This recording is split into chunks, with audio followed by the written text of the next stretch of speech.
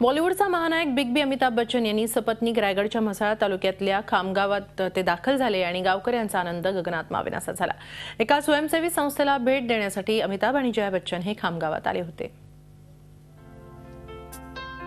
बॉलिवूडचा महानायक बिग बी अमिताभ बच्चन सपत्नीक गावात आल्याची वार्ता खामगावात पसरली आणि त्यांना पाहण्यासाठी सगळं गाव गोळा झालं।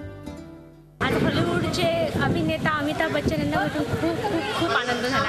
आज अचानक बघितल्यावर असं वाटलं की एवढा मोठा स्टार आपल्याकडे आला हे आमचं स्वदेशचं सौजन्य आहे।